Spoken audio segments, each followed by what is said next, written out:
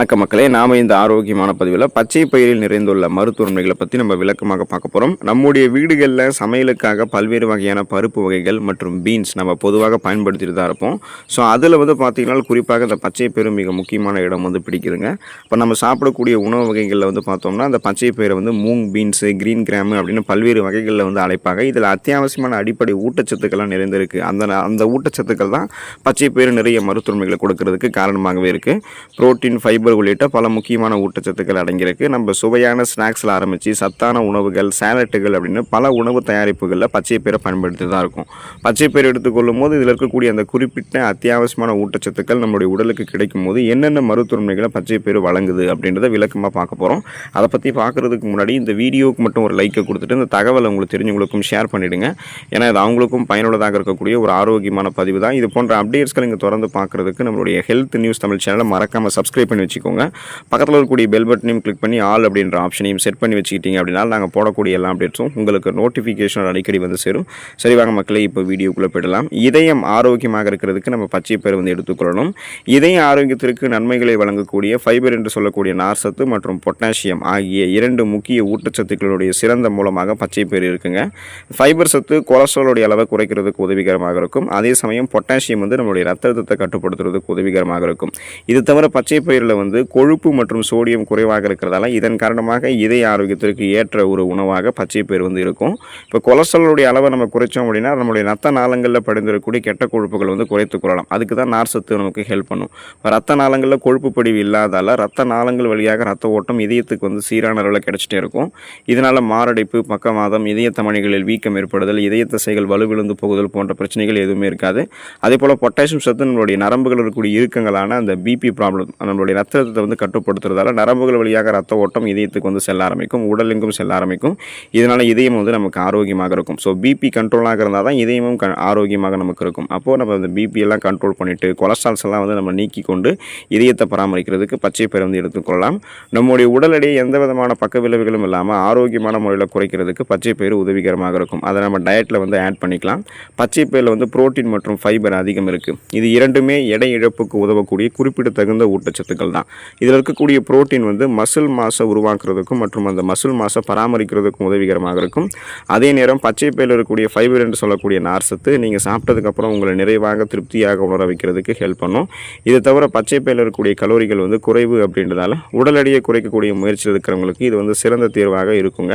So அதனால் பார்த்தீங்கன்னா உங்களுடைய வெயிட் லாஸை நீங்கள் பண்ணணும்னா அந்த டயட்டாக அந்த பச்சை பயிர் ஆட் பண்ணிக்கலாம். இது உங்களுடைய பசியை கண்ட்ரோல் பண்ணிடும். இதில் இருக்கக்கூடிய நார்சத்து ஏற்கனவே உங்களுடைய உடலில் தேங்கிருக்கக்கூடிய கொழுப்புகளை கரைத்து ஆற்றலாக மாற்றி கொடுத்துருங்க. அதாவது கொலஸ்ட்ரால்ஸை எனர்ஜியாக கன்வெர்ட் பண்ணி எரிச்சிடும். இதனால் உங்களுக்கு இருக்கக்கூடிய அந்த தொப்பைகள், தேவையில்லாத கொழுப்புகள்லாம் உங்களுக்கு கட்டுப்படுத்தப்பட்டு கட்டுக்கோப்பான ஒரு உடல் அமைப்பு உங்களுக்கு கிடைக்கும். வெயிட் லாஸ் சீக்கிரமே நீங்கள் பண்ணலாம். அதுவும் சைடு எஃபெக்டே இல்லாமல் பண்ண முடியும். அதுக்கான டயட்டில் தான் நீங்கள் பச்சை பயிர் ஆட் பண்ணிக்கணும். செரிமானம் மேம்பாடு அடைவதற்கெல்லாம், செரிமானம் சார்ந்த பிரச்சனைகள் தீர்வதற்கெல்லாம் நீங்கள் பச்சை பயிர் எடுத்துக்கலாம். சிறந்த செரிமானத்திற்கு ஃபைபர் என்று சொல்லக்கூடிய நார்சத்து அவசியம். அது இந்த பச்சை பயிரில் இருக்கிறதுல செரிமான அமைப்பு எப்போதுமே உங்களுக்கு சீராக இயங்குவதற்கு இந்த பச்சை பயிர் உதவி பண்ணி சீரற்ற குடல் இயக்கம், கடுமையான மலச்சிக்கல், வயிற்று வெளி, வாயு பிரச்சனை, வயிற்று பொறுமல், இந்த மாதிரி எந்த விதமான செரிமானம் தொடர்பான பிரச்சனைகள் ஏற்படுவதை முன்னாடியே தடுக்கும். ஸோ செரிமான அமைப்பு தவிர குடல் ஆரோக்கியத்திற்குமே பச்சை பயிறு சிறந்தது. இது தவிர ஃப்ரீ பயாட்டிக்ஸ்களினுடைய சிறந்த மூலமாக பச்சை பயிறு இருக்குது. இது குடலில் இருக்கக்கூடிய நல்ல பாக்டீரியாக்களை ஆதரிக்கக்கூடிய ஒரு வகையான ஃபைபர் என்று சொல்லக்கூடியது. ஸோ அதனால் பார்த்தீங்கன்னா இது உங்களுடைய அந்த செரிமானத்திற்கும் உதவிகரமாக இருக்கும். குடல் இயக்கத்திற்குமே ஹெல்ப் பண்ணுறதால நீங்கள் சாப்பிட்ட உணவுகள் செரிமானமாகும். செரிமானமான உணவுகள் ஊட்டச்சத்துக்கள் உறிஞ்சப்படும். ஊட்டச்சத்துக்கள் உறிஞ்சப்பட்டது போக மீதம் இருக்கக்கூடிய கழிவுகள் உங்களுடைய குடல்கள்லேருந்து வெளியேற்றப்பட்டுவிடும். இதனால் உங்களுக்கு எப்போதுமே செரிமான மண்டலம் ஆரோக்கியமாக தான் இருக்கும். அதுக்கு துணை புரியுறதுக்காக தான் பச்சை பயிரை நீங்கள் எடுத்துக்கொள்ளலாம்.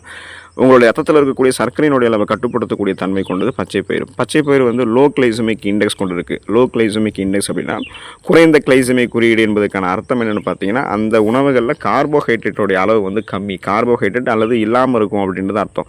ஏன்னா நம்ம கார்போஹைட்ரேட் நிறைந்திருக்கக்கூடிய உணவுகளை அதிக கிளைசமிக் குறியீடுன்னு சொல்லுவோம். கார்போஹைட்ரேட் இல்லாமல் இருக்கக்கூடிய உணவுகள் குறைந்த கிளைசமிக் குறியீடுன்னு சொல்லுவோம். அப்போ ஒரு உணவை நம்ம எடுத்துக்கொள்ளும் போது நம்மளுடைய ரத்தத்தில் சர்க்கரையினுடைய அளவில் எந்த அளவுக்கு தாக்கத்தை ஏற்படுத்துதுன்றதை பொறுத்து கிளைசமிக் இண்டெக்ஸ் கனெக்ட் பண்ணுவாங்க. பண்ணுவாங்க. அப்படி கனெக்ட் பண்ணும்போது பச்சை பயிரில் இருக்கக்கூடிய கிளைசமிக் இண்டெக்ஸ் வந்து குறைவு. ஸோ இதை சாப்பிட்டதுக்கப்புறம் நம்மளுடைய ரத்தத்தில் சர்க்கரையினுடைய அளவு வேகமாக அதிகரிக்காது. எனவே இது நீரிழிவு நிலை அல்லது ஃப்ரீ டயாபெட்டிஸ் இருக்கிறவங்களுக்கெல்லாம் சிறந்த உணவு தீர்வாக இருக்கும். பச்சை பயிரில் இருந்திருக்கக்கூடிய நார் சத்து ரத்த ஓட்டத்தில் சர்க்கரை உறிஞ்சப்படுவதை வந்து மெதுவாக்குறதுக்கு உங்களுக்கு வந்து உதவிகரமாக இருக்குங்க.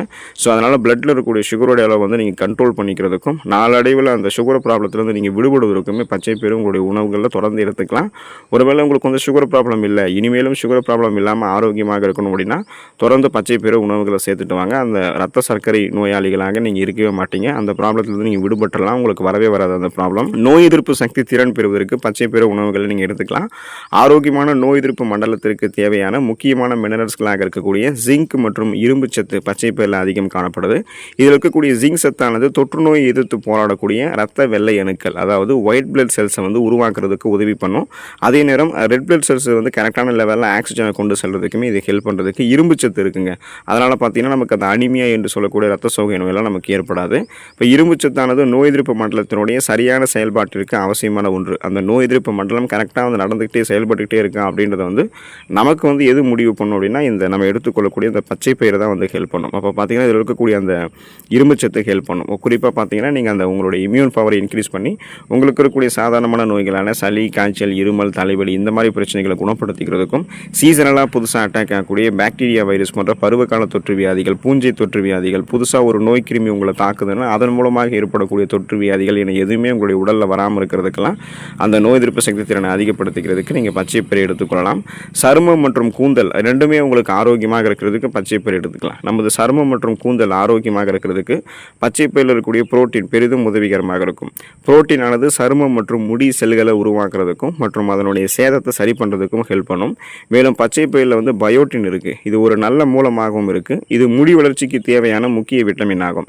ஸோ அதனால் பார்த்தீங்கன்னா உங்களுடைய அந்த சருமத்தில் வந்து எந்த விதமான இறந்த செல்களும் இல்லாமல் அந்த இறந்த செல்களை ரிமூவ் பண்ணிவிட்டு முகப்பொருட்கள், கண்கருவலியங்கள், கரும்புள்ளிகள், வயதான சுருங்கிய தோல் அமைப்பு, கோடுகள், கரைகள் கொண்ட மாசு மறுவடைந்த சருமம் என எதுவுமே இல்லாமல் ஒரு இளமையான சருமத்தை மேம்படுத்திக்கிறதுக்கு, சருமத்தில் கோலோஜன் உற்பத்தியை மேம்படுத்தி ஒரு புத்துணர்ச்சியான சருமத்தை பெறுவதற்கெல்லாம் பச்சை பயிறு ஹெல்ப் பண்ணும். அதே போல் உங்களுக்கு அந்த முடி கொட்டுறது, இளநரை, பித்தநரை ஏற்படுவது, முடி வேர்க்கால்கள் வலுவிழந்து போகிறது, பேன் பொடுகு தொல்லை ஏற்படுவது என எதுவுமே இல்லாமல் முடியினுடைய வேர்க்கால்கள் வரைக்குமே முடியை வந்து ஸ்ட்ராங் பண்ணி அடர்த்தியாக வளரக்கூடிய கருகருவென்று வளரக்கூடிய கூந்தல் அமைப்பை பெறுவதற்குமே பச்சை பயிரை ஹெல்ப் பண்ணும்.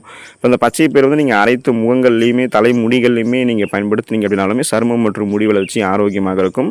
நீங்கள் உணவுகளை எடுத்துக்கிட்டாலுமே உள்ளிருந்து ஊட்டச்சத்துக்கள் உங்களுக்கு கிடைக்கப்பெற்று சருமம் மற்றும் கூந்தல் ஆரோக்கியமாக இருக்கும்.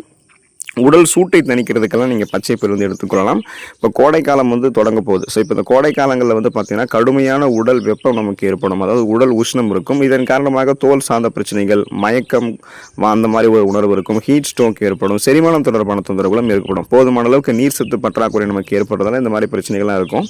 அப்போ நமக்கு போதுமான அளவுக்கு நீர் சத்து, நார் சத்து வழங்குறதுக்கு வந்து பார்த்திங்கன்னா நிறைய உணவுகள் இருக்கலாம். அது கூடவே இந்த உணவுகள் வந்து நம்மளுடைய உடல் சூட்டை குறைக்கிறதுக்காகவும் இருக்கணும். அந்த மாதிரி பார்த்தீங்கன்னா இந்த பச்சை பயிர் உங்களுக்கு வந்து ஹெல்ப் பண்ணும். ஸோ இது வந்து நீங்கள் எடுத்துக்கொள்ளும் போது இயல்பாகவே உங்களுடைய உடல் சூடு வந்து கட்டுப்படுத்தப்பட்டு உடல் குளிர்ச்சி அடைய ஆரம்பிக்கும். அதன் மூலமாக உங்களுக்கு எந்த பிரச்சனையும் இருக்காது. அதுக்காக நீங்கள் என்ன பண்ணணும்னா இந்த பச்சை பயிரை வந்து மணத்தக்காளி கீரையோடு இணைத்து எடுத்துக்கொள்ளும் போது உடல் சூடு வந்து உங்களுக்கு கட்டுப்படுத்தப்படும்.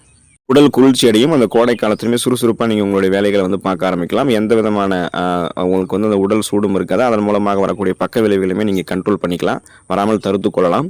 ஸோ இந்த அளவுக்கு நீங்கள் நன்மைகளை பெறணும் அப்படின்னா இந்த அடிப்படையான ஊட்டச்சத்துக்களை பெற்று உங்களுடைய உடல்நலத்தை பாதுகாத்துக் கொள்வதற்காக பச்சை பயிரை தொடர்ந்து உங்களுடைய உணவுகள் எடுத்துக்கொள்ளுங்கள். பச்சை பயிர் உங்களுடைய உடல்நலத்தை பாதுகாக்கும். அடுத்த ஆரோக்கியமான பதிவை மறக்காமல் சந்திப்போம். நன்றி மக்களே.